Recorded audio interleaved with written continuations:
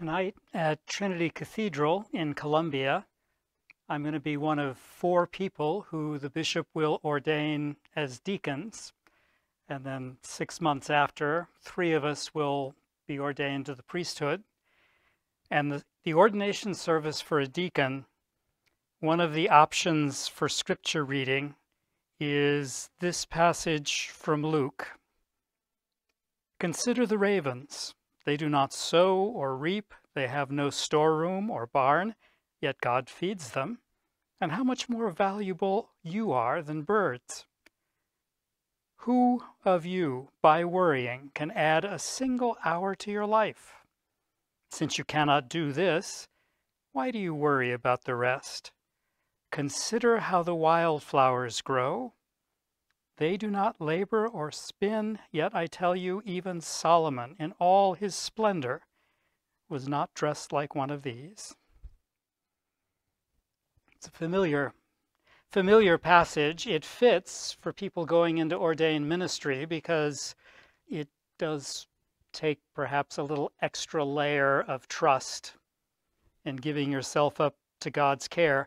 But all of us, Jesus is saying to all of us, don't worry about the things you don't need. What you need, God provides.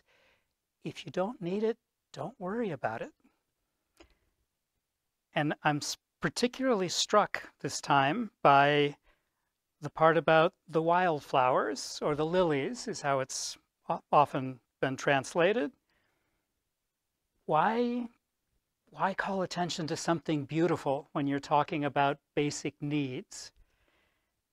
And I think it's because beauty, whatever it is that lifts up our spirit, that inspires us, that gives us courage to go on, that's what I think of as beauty, something that's beautiful. And what is for me, what is for you might be different. But I think we all need that. And Jesus recognizes that God recognizes there is more to life than just the basic necessities, which we do need. But we need something more. And there's the reminder, whatever else is happening, you don't need money and you don't need some spectacular experience. God will provide the beauty, the inspiration, the love of our surroundings that we need. Dorothy Day was a famous social worker, religious activist. Almost 50 years she worked among the poorest people of New York City in some of the ugliest parts of the city. Day in and day out, she would just be ground down by the poverty and the injustice that she saw. But she had this eye for beauty. She would catch a snatch of music on the radio. She would see a flower growing in a window pot. And in her diaries, she would name that. She would look for those things, and they were a gift that lifted her up. There was a quotation from one of her favorite books that she liked to repeat, and it is, "The world will be saved by beauty. The lilies of the field, the things that lift us up,